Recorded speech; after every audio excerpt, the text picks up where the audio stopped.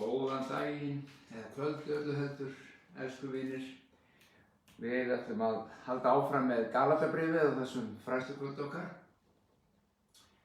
Við byrjum síðasta miðvikudag, þar sé að síðasta fræðslukvöld fyrir 2 vikum síðan. Við erum annað hvern miðvikudag, klukkan 8 og erum að byrja að stúdera Galatabréfið saman. Af hverju erum við að því?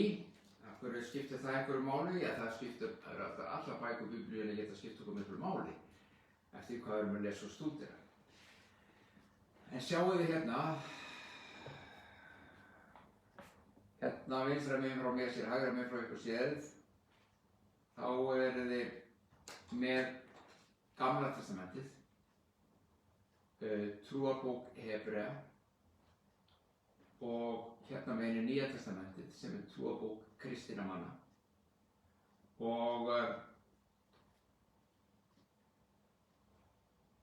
leið Guðs til að starfa og vinna með fólkinu í Gamla testamentinu sem voru Ísraelsmenn. Hann var með sérstaklega vinnu bara með Ísraelsmenn af því að hann hafði verkefni og tilgang og hlutverks fyrir þau og hann kenndi þeim og hann gerir samning við þau eða sáttmála og sá sáttmáli er ritaður í lögmálunum.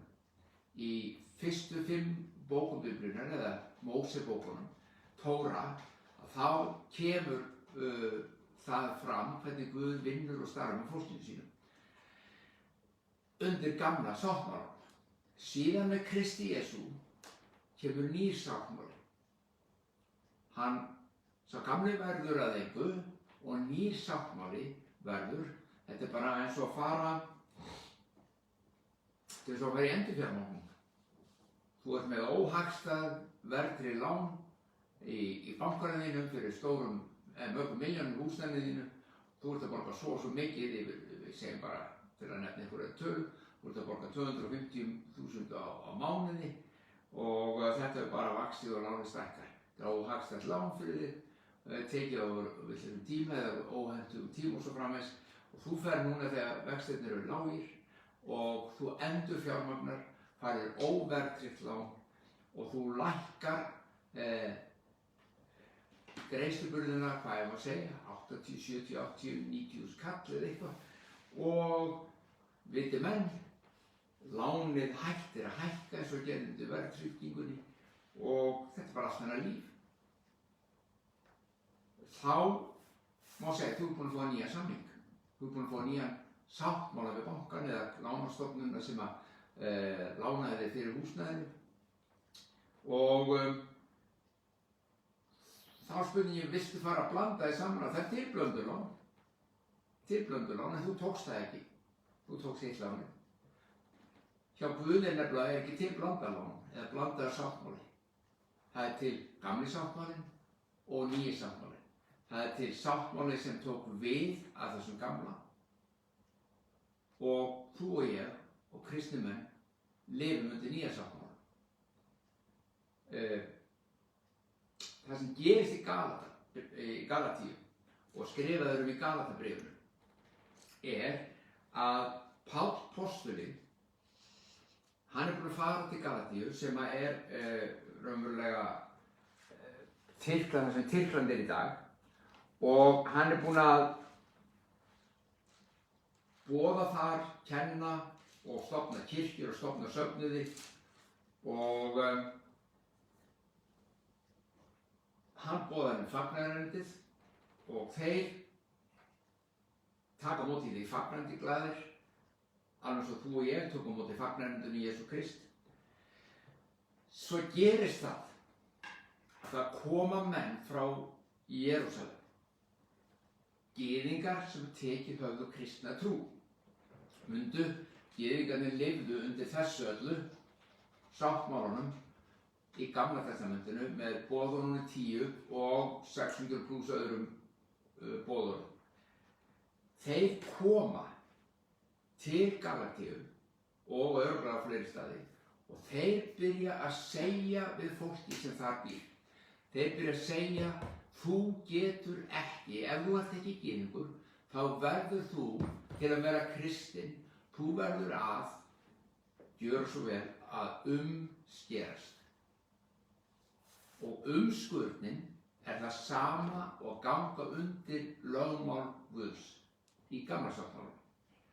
Þetta það sem þeir byrjuðu að kenna þér. Þú getur ekki bara tekið á móti Jesú Kristi og orðið kristinn því Kristur kom út úr gyðingdómnum, hann var sjálfur gyðingur og þú verður að umskerast.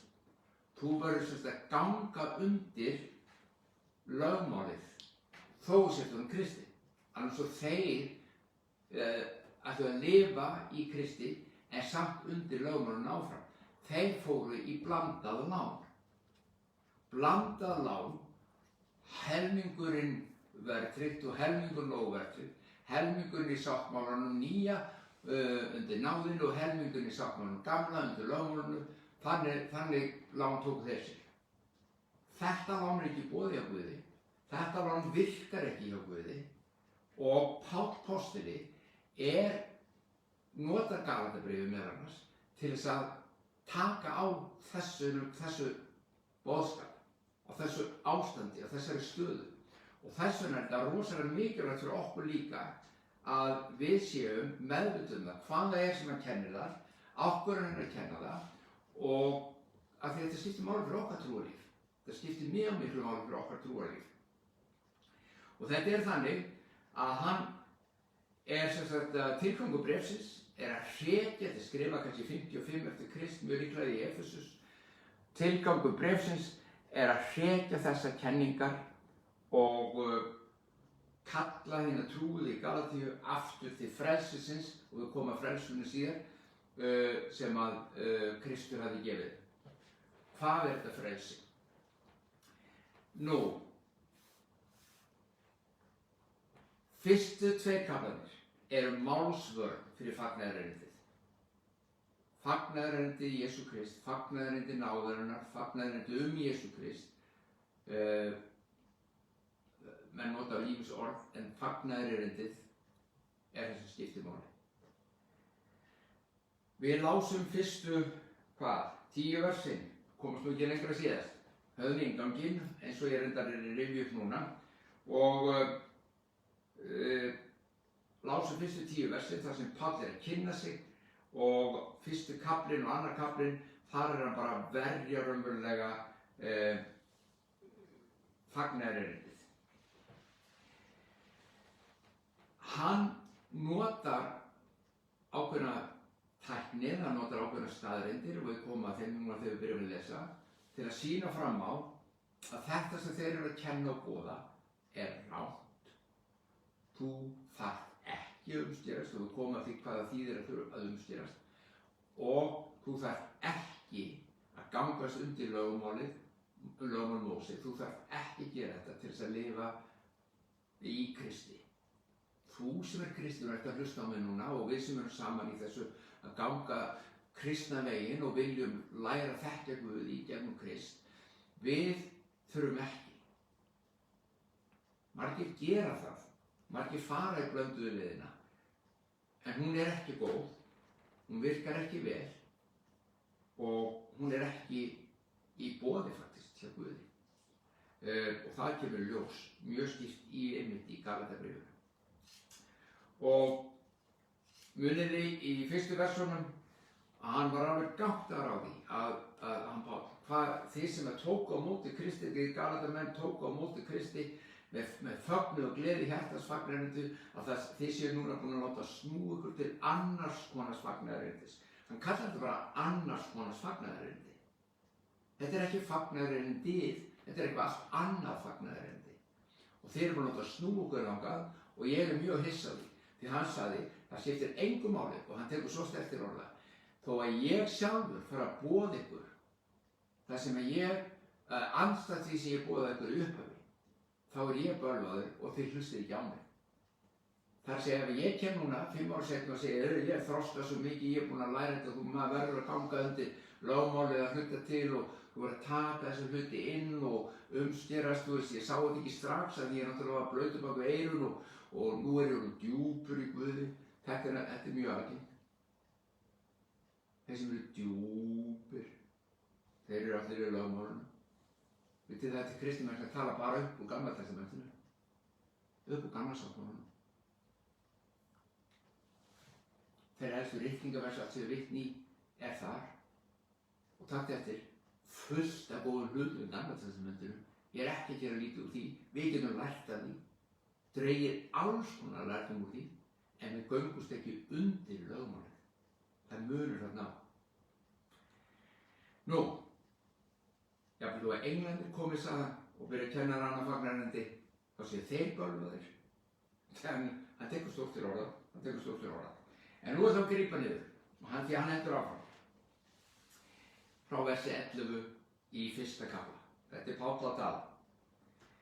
Það læt ég ykkur vita, bræður mínir og systur, að fagnaðarerindið sem ég hef boðað er ekki mannaverk. Ekki hef ég tekið við því af manni, né látið kenna mér það, heldur hefur Jesús Kristur opinberað mér það. Þarna er hann að koma inn á mjög mikilvægan hlut, vegna þess að hann er að, og við sjáum það bara í næstu versum á eftir, þegar við lesum, að því að hann er að leggja áherslu á það.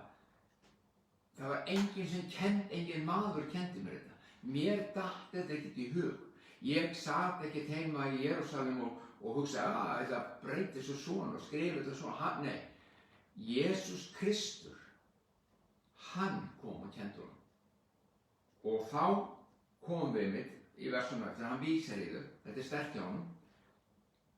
Þið hafið heyrt, segir hann svo, hegðun mína áður fyrir í gyðingdómum, hversu ákaflega ég ofsótti kirkju Guðs og vildi eyða henni. Ég fór lengra í gyðingdómum en margir jafnaldra mínir meðal þjóðar minnar og var miklu vandlátari erfikeringu forfeðra minna. Hvað er hann að segja þarna? Hann er að segja að þú og ég og allir aðrir sem hafa reynt að halda gyðingdóminn, lögmálið, hann segir, ég fór lengra en allir þeir. Ég var 170% gefinn í það. Ég var gyðingur, ég var umskorinn. Ég fylgdi lögmálinu eins og ég gat. Auðvitað eins og hann svo allir aðrir gat ekki uppfyllt allt. Hann gat ekki hlýtt í öllu. En hann sagði, ég gekk lengra heldur en allir aðrir. Og þegar kristimenn komu og fóru að boða þetta fagnaðarerindi sitt, þá barðist ég á móti þeim. Og ekki barðist það bara á móti þeim, heldur deildan hinna Kristu. Hann ofsótti þá meir, hann fekk sérstaklega leyfi til að ofsækja og drepa kristna menn hvar sem hann fann þá. Hugsið ykkur. Hann var ofsatrúarmaður í gyðingdómnum. Það er ekki hægt að orða það öðruvísi. Hann talaði um ofsatrú. Hann var þar. Hann hefði getað stofnað sín eigin sértrúarsöfnuðum og bara drepum kristna. Og við höldum lögmálið. Það grípa niður hérna í Póstulursögunni þar sem er frásagan af því sem hann er að vísa til. Sanið nefnilega hét Sál þá. Sál hélt enn áfram að æða þetta er lýsingarnar, með líflátshótanir gegn lærisveinum Drottis. Nú fór hann að fund æðstaprestsins og beittist bréfa af honum til samkundana í Damaskus. Hann mætti flytja í böndum til Jerúsalem, þá er hann kynni að finna og væri þessa vegar. Vegar þar að segja fylgdu Kristi.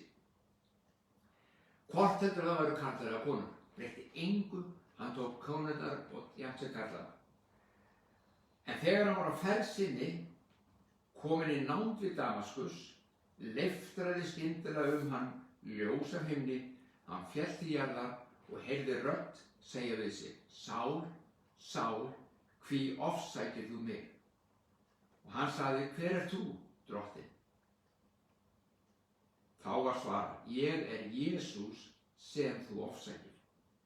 En stattu upp og gakk inn í borgina og þér mun verða sagt hvað þú átt að gera. Förunautar hans stóðu orðlausir, þeir heyrðu að vísu röstina en þeir sáu engan. Sál reis á fætur en þegar hann lauk upp augunum sá hann ekkert, hann var blindur. Þeir leiddu hann með hönd sér inn í Damaskus, 3 daga var hann sjónlaus og át hvorki né drakk. Þetta er það sem Páll er að vísa til. Þið vitið, segir hann við Galatamenn, þið vitið öll að ég var gyðingur fram í fingurgóma. Ég var lögmálsmaður. Ég var umskori. Ég var allt þetta sem hinir núna að segja og þurfa að gera. Ég var meira heldur en þeir. En Jesús Kristur kom og hann talaði um, hann birtist mér, hann sýndi mér að ég væri villur vegar. Nú væri komið nýr sáttmáli, nú væri komið náðartímabil, tímabil náðarinnar frá Guði og hann ætlaði að vinna og starfa með fólki sitt á allt annan móta heldur en hann hafði gert fram að þessu. Hann vísaði til þessa til þess að leggja áherslu á það og sýna þeim fram á það að hann ekki hvað eiginlega gerðist sem var til þess að hann umbylti svona í afstöðu sinni. Það kraftaverki sem hann vísa til. Hann sagði þetta ekkert eitthvað bara svona að ég satt heima og var eitthvað svona já, þetta kannski ég ætti ekki að vera með þessa kristnu og koma fæna eitthvað að mála með, nei, ekkert. Hann bara umturnaðist í afstöðu sinni. Hann fekk algjöra nýja sýn á lífið, algjöra nýja sýn á Guð, hann fekk opinberun frá Guði og hann segi, þess vegna segi, þetta fagnaðarindi sem ég boða, það ekki mannaverk. Ég bjó þetta ekki til, engin maður bjó þetta til. Jesús Kristus sjálfur sýndi mér þetta. Hann gerði þetta. Þetta svona grunninn, hann ágættur svona í lögfræði, ef hann í dómsalar en alltaf ræðu. Þegar Guð sem hafði útvaldið, vers 15, frá móðurlífi og af náð sinni kallað, þóknaðist að opinbera mér son sinn, það þessi opinber sem hann að tala um, þegar Jesús Kristus birtist honum, til þess að ég boðaði heiðingjónum fagnaðarindið hann, þá ráðgaðist ég ekki við neinn mann. Það að segja eftir þetta, hann fór ekki að ráðfæra sem við nokkuð mann og segir byrju, hvað nú ég hættur að drepa henni kristnu, ég ætla að vera kristinn en ég veit nú ekkert mikið þetta, hvað ég að segja, hvað ég að kenna og hvað ekki, nei. Ég ráðfæra mikið við nokkuð mann. Ekki fór ég heldur upp til Jerúsalem. Ekki fór ég heldur upp til Jerúsalem. Til þeirra sem voru apóstolar á undan mér. Hann fór svolítið ekki að hitta Pétur og Jóhannes og Jakob. Heldur fór ég jafnskjótt til Arabíu og svo sneri ég aftur til Damaskus.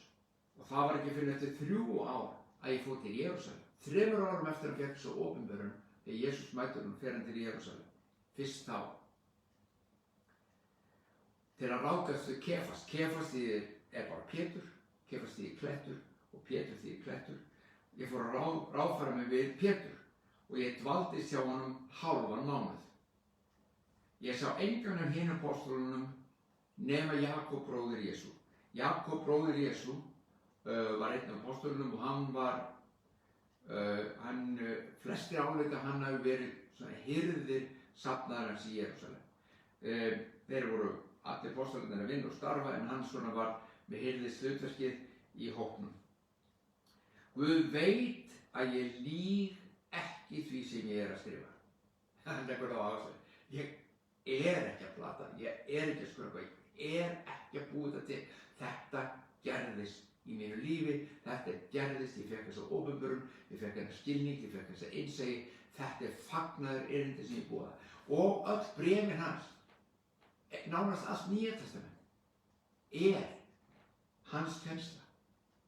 Sumir ganga svo langt að segja fagnaður erindi Páls postula, sem þýðir ekki það sama fagnaðarerindi Jesú, það sama fagnaðarerindi Jesú Kristi, en það bara orðatiltæki til að segja það var Páll sem fékk stærstu opinberunina á fagnaðarerindinum Jesú. Fagnaðarerindi sem Páll postuli boðaði hið sama fagnaðarerindi. Það fagnaðarerindið og hann að verja það hér. Síðan kom ég í hérlið Sýrlands og Kilikíu, kristnisöfnirnir í Júdeu þekktu mig ekki í sjón, þeir aldrei séð hann. Þeir höfðu einungis heyrt á honum og hvað höfðu þeir heyrt þennan mann? Sá sem áður ofsótt okkur boðar núna trúna sem hann áður vildi eiga. Og þeir vegsumuðu Guð mín vegna. Þetta fyrst kallinn. Og sjá hvernig hann fer af stað. Hann leggur línurnar mjög skýrt. Hann ekki að gefa neinn séns á neinum málamiðlunum eða blöndu. Hann segir það bara svona. Ekki svona. Fagnaðarerindi það að segja.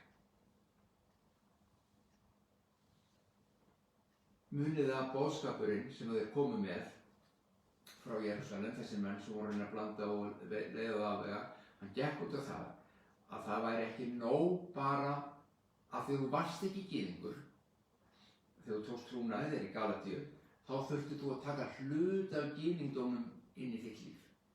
Það er að segja, allir kristni menn sem ekki voru gyðingar þurftu að umskerast og gangast undir lögmál Móse líka. Þetta var boðskapurinn.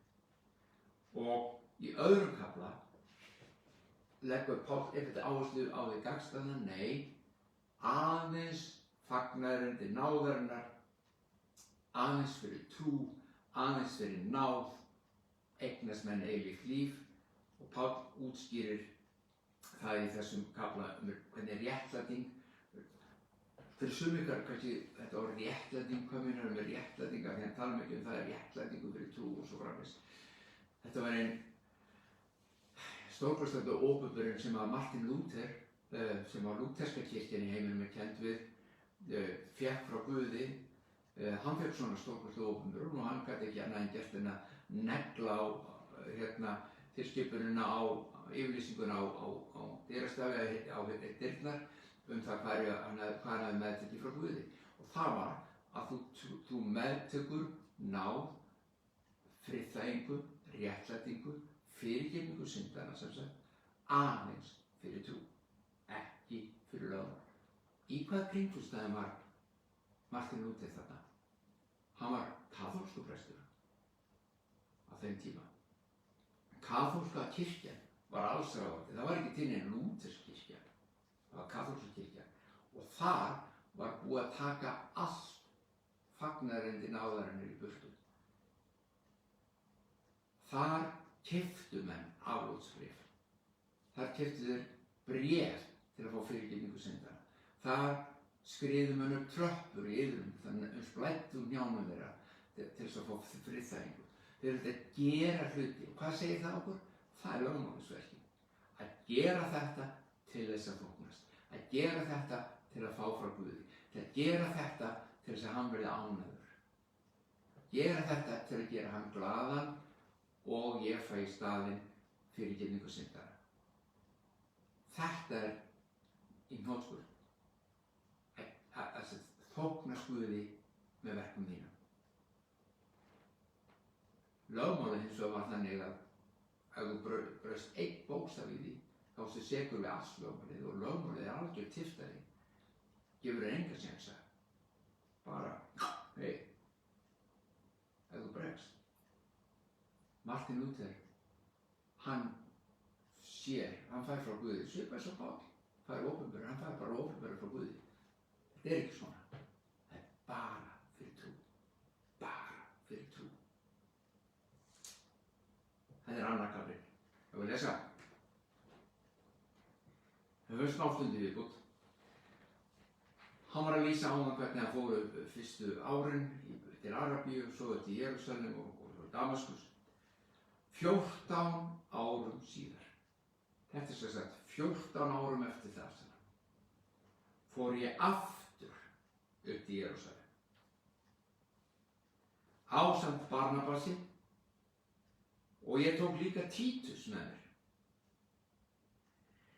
Ég fór þangað eftir opinberun og útskýrði einslega fyrir þeim sem ég álitið voru fagnaðarindi sem ég boði heimgjum. Með öðrum orðum, hann hefði verið í bæn og Guðsheilagur andi hafi komið og sagt fyrir opinberun, farðu nú til Jerúsalem og útskýrðu þetta fagnaðarindi fyrir Pétri, fyrir apostolunum öllum og þessum að þarna fara fyrir starfinu. Það mátti ekki henda að starf mitt væri og hefði verið til einskis. Ég varð að deila þessu með bræðrunum til þess að það er ekki ónýtt verk mitt. Ég veit þetta var að tilheyra þeim verki Guðs á jörðinni ásamt því sem þeir voru að gera. Ekki einu sinni Títus sem var með mér og var grískumaður var neyddur til að láta umskerast. Sjáðu hvað er að gerast. Þegar konur er staður, hann er ennþá bara að færa rök fyrir að fagnaðarindi gildir en ekki lögmál. Þeir koma upp til Jerúsalem, hann er að kynna fyrir þetta fagnaðarindi sem við erum að fjalla um og hann boðaði. Og Títus sem var með honum, sem var kristinn, trúaður maður, ekki gyðingasamt, og samkvæmt því sem hinn voru að kenna, þá hefðu þeir átt að leggja hart á það að hann myndi umskerast og gangast undir lögmálum líka. En ekki einu sinni Títus, sem var grískur, þurfti að láta umskerast. Það vildu aðeins falsbræður. Takk eftir hvað er að segja, þessi falsbræður, þessi sem komu og vildu kenna þetta efni, þeir voru falsbræður. Hann segir postularnir sem voru í forsvari, þeir voru ekki að fara fram á það. Þeir báðu ekki Títus umskerast. En falsbræðurnir var illur hilli höfðu verið hleypt inn og laumast höfðu inn til að njósna frelsi okkar sem við höfum í Kristi Jesú. Þeir vildu hneppa okkur í þrældóm. Það er þessi sami hópur manna sem hafði komið til Galatíu til að byrja að kenna þeim. Þetta voru kristnigyðingar sem vildu ekki sleppa lögmálum. Þeir vildu fá blandaða leið. Láða á áherslu. En hvað kallar Páll? Falsbræður.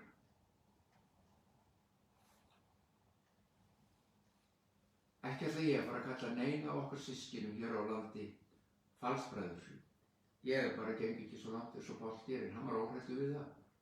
Kannski er ég hræddur við það. En kannski þekki ég bara, ég verði ekki nóg vel til að segja það. Hann þekkti það. En það er fólk sem hefur kennt þetta gegnum tíðina, að þú verðir og getur ekki sleppt lögmálunum. Þú verðir að halda því, þú verðir að blanda því, þú verðir að hafa það með. Það er ekki búið, þetta er enn í gangi. Páll kallar slíkt fals. Alvarlega. Páll hann. Enginn gat sagt þetta af meiri samfæringu. Enginn gat sagt þetta af meiri vissu.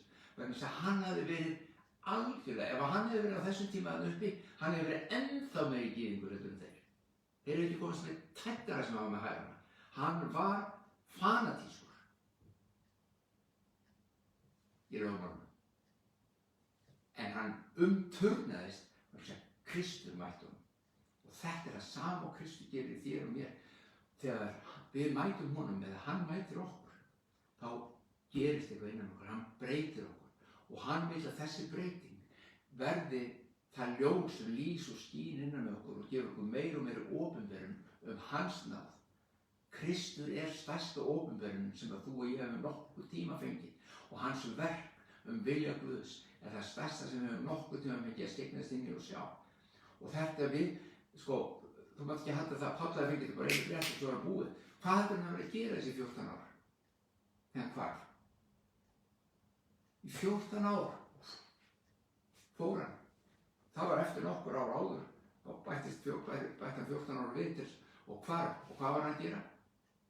Eflaust boðaði hann svona að gera það. En hann var að halda áfram að kafa inn í fagnarendi, halda áfram að næra anda sinn, halda áfram að fá skilning, halda áfram að fá opinberun. Þetta er aldrei búið. Frá dýrð til dýrðar, frá sigri til sigurs. Ef við aðeins trúum, ef við aðeins leifum og hvílum í trúni, leifum honum að tala, leifum honum að vinna og öndum djúpt. Kenndu mér. Og allt sem þú hefur lært byggist upp sem góðir steinar eða gott byggingarefni í lífið þitt til að gera heilsteypt og gott. Hinir, þeir voru falsærar. Illu heilli höfðu komist inn og byrjuðu að kenna okkur. Hlusti hvað hann segir. Þeir höfðu njósnað frelsið okkar sem við höfum í Kristi Jesú og vildu hneppa okkur aftur í þrældóm. Veit ekki hvort þið áttið ykkur á og kannski verið bara enda með þessu. Hvílík setning þetta er. Veitu hvaða, fyrsta lagi, hvað frelsi er hann að tala að þeir hafa verið að njósnum og hvaða þrældóm vildu þeir aftur hneppa þá í, hann og Títus og strákana. Ef það var bara að umskerast, það er nú ekkert mál, umskerust bara, ekki þrældómur í því. Þú veist, svo held ég bara að lifa mínu lífi í Kristi svo ég var nú ráður. Nei. Þrældómurinn sem hann að vísa til hér, og hann mun fara betur í það, við munum skoða betur þegar við lesum. Ég sjá, við komum ekki yfir mikið með að við bara að taka hálftíma og 40 mínútur í þetta, en þetta svo gott, þetta svo mikilvægt. Þetta nauðsynlegur grunnur fyrir trúarlíf okkar og við getum bara tekið góðan tíma í það. Þrældómurinn lögmálið. Það að gangast undir lögmálið og umskurnin var bara ytra tákn að þú ætlaðir að gera það, var þrældómurinn. Hann tekur hérna og etur frelsi á móti þrældómi. Nú spyr ég þig bara, ég ætla ekki að byrja að svara neitt eitthvað, senda við posti eitthvað, bara hugsaðu það. Út frá því sem við erum búin að lesa í fyrsta kafla og þessum fyrsti versi í öðrum kafla. Þá hann með 2 þætti og hann segir, við erum frjálsir, þeir njósnuðu frelsið okkar og vildu aftur hneppa okkur í þrældóm. Þú verður að spyrja þig, hvað frelsið? Já, frelsið frá synd, já, ég er sammála. Frelsið frá synd, það yfirleitt það frelsið sem kristnimenn tala í dag. Öll þessi ár sem ég hef verið kristinn. Ég talaði svona líka sjálfur, að við erum frjáls, og frá hvert frjáls, frá syndinni. Það rétt. Sumir, já, ég verður að veikina, menn eru misjafnlega frjálsir frá syndinni. Það segja, stundum eru menn enn að berjast við hluti sem þeir vilja ekki vera að gera og finnst þeir eigi ekki vera að gera, en það er svo að hafa okkur tök á þeim. En flestir að tala þetta. Þið frelsisfrelsaði Kristóf, hann frelsaði mig frá syndinni og ég er á leiðinni til himna. Gott og vel, þetta er allt satt, þetta er allt rétt. En hvaða þrældóm vildu þeir þá hneppa þig í? Hvaða þrældóm vildu þessi falsbræður hneppa Páli og Títus í? Í syndina? Nei, þeir höfðuðu syndina, alveg svo Páll og Títus. Svo það er ekki frelsi frá synd sem Páll að tala um.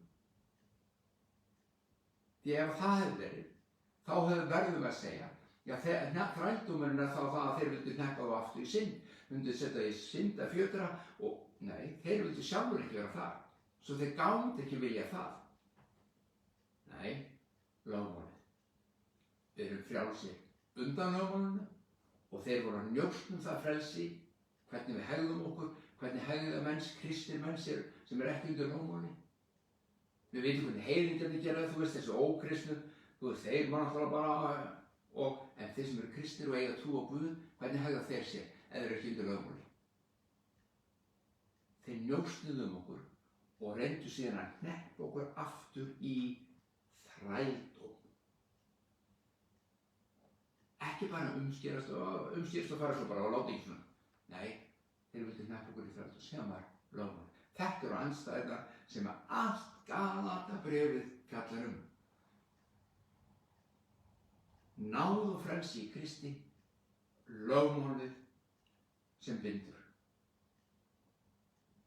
Allan tímann talar hann um þetta. Tekur það frá öllum vinklum. Þetta er svo mikilvægt fyrir okkur að skilja hvað hann er að fara. Og ég get alveg sagt þér það. Ef þú hefur ekki smakkað þetta frelsi sem við erum að tala um, Páll að tala um, það er stórkostlegt. Það er lífbreytandi að mæta því. En hvað sagði Páll? En undan þeim létum við ekki eitt andartak. Við létum ekki þessa falsbræður hafa áhrif á okkur, ekki augnablik, ekki andartak. Til hvers? Til þess að þið, Galatamenn sem fengu fagnarerindið, gætu haldið í óbrengluðu. Nú ætla ég að, það er á orðinu, heyri hvernig hann talar. Og ég hveti ykkur til að skoða reikningarnir í ljósi þessa. Því að það stangast ekki á. Ég get alveg að lofa því. Allt sem Páll skrifar, það stundum virðist þessu byrju, þetta er ekki alveg eins og ég er að segja þegar þú kveikir á þessu sem hann er, þá gengur þetta allt upp. Það gengur allt upp. Hvað er hann að tala um hér? Fagnandi óbrengað. Með öðrum orðum, þegar þú blandar þessu saman, gamla sáttmálanum og lögmálinu, náðinni og fagnarendinu, þegar þú blandar því saman í þínu trúarlífi, þá brenglast fagnaðarerindið. Þetta er rosalega orð. Það er fullt af kristnum mönnum, ég var þarna í mörg ár. Fullt af kristnum mönnum sem segja, ég trúði að ég yrði að gera þetta. Einhvern veginn hafði það síðast inn, ég yrði að lifa svoleiðis. Ég yrði að lifa í þessu líka. Það er bara ekki rétt. Og ég get alveg sagt þér sem ert að horfa, og þeir ykkur sem er eftir að hlusta og horfa á það setna kannski líka, að þegar ég fékk opinberun frá Guði þetta fagnarendi sem Páll er hér að vísa til, þá var eins og ég eignaðist lífið aftur. Ég hafði eignast lífið í Kristi. Ég átti stórkostlega reynslu með Guði og ég hafði lífið það umturnast og gjörbreyst. Þetta var nánast eins og það gerist bara aftur, vegna þess að þvílíkt frelsi kom. Þvílíkt frelsi kom. Og nú ætlum ég að hætta, hvað erum við komin? Við erum komin í 7. og 7. kafla. Ég vona einhver finnst eins gaman að gera þetta eins og mér.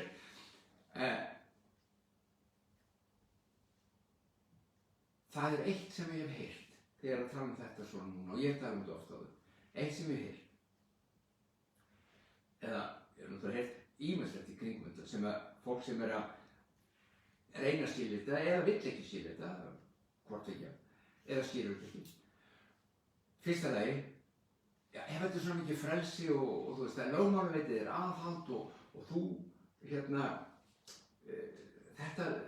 þetta frelsi sem Páll er að boða, þetta bara, þeir hljóta að bara, þú veist, þetta með vaða bara í syndinni. Nei, frelsi í Kristi og náð hans, það er sko langt í frá að það virki þannig á þig. Rómarbréfið, og við mökkum þar segir Páll líka, og það er alveg djúsí bréf. Þar segir hann bara, syndin drottnar ekki yfir þér vegna þess að þú ert undir náð en ekki undir lögmáli. Þetta er nefnda tómur. Syndin skal ekki drottna yfir þér. Hún hefur engin tök á þér, ekkert vald yfir þér, ekkert sem hann getur haldið í þig með, af því að þú ert undir náð en ekki lögmáli. Þetta er eina af þessum setningum. Hvað er maðurinn að meina? Hann er bara að meina það. Það var það sem hann var að vísa til með frelsi og bindingu. Fjötrar. Það var það sem hann var að meina. Því annað gefur þið frelsi frá öllu þessu dóti, hitt bindur því í því. Hitt sem við heyrt er að við séum, við ítrekka eitthvað á móti Gamla testamentinu. Það sé ekki að við hefum getað að lesa það. Nei, við hefum aldrei sagt það. Alls ekki. Ég les Gamla testamentið fullt. En þegar þú skilur náðin og fagnarendi sem hann er, þá lest þú Gamla testamentið á allt annan máta heldur sá sem er að reyna að halda lögmálið. Það er munur, stórmunur. Annar les þegar hann þóknast í gegnum að gera eitthvað, hinn les og kemur auga á Jesú í öllu Gamla testamentið. Veitir það að Jesús er þar alls staðar. Hann er alls staðar. Hann er í allir þessari bók. En trúarbókin mín er Nýja testamentið og trúarbókin þín sem Kristismas er Nýja testamentið. Þar fáum við sannleikann það hver við erum í Kristi, hvernig hann er í okkur, lífið sem við eigum, innra með okkur, hvernig hann býr í okkur. Og Páll kemur að því hér, kom að því, ef við ætlum að lesa sjálfur lífi ég ekki framar. Þetta er svo stórkostlegur sannleikur. En við ætlum ekki að klára þetta svona. Nú ætlum við að hætta og skulum biðja saman. Himneski Faðir, við þökkum fyrir það að þú kennir okkur fyrir anda þinn. Þú hjálpar okkur að skilja og hjálpar okkur að sjá og við meðtökum lífið í þér. Ég bið fyrir hverju sem er að hlusta, Drottinn Guð. Kom þú bara með opinberuna anda þíns vegna fagnaðarerindisins um Jesú Krist. Að þú opinberir fagnaðarerindið í hjarta hvers manns, hverja konu, hvers barns, að við mættum sjá og skilja hver þú ert, hver áætlun þín hver fyrirætlun þín með okkar líf í Jesú nafni. Amen. Takk fyrir kvöld.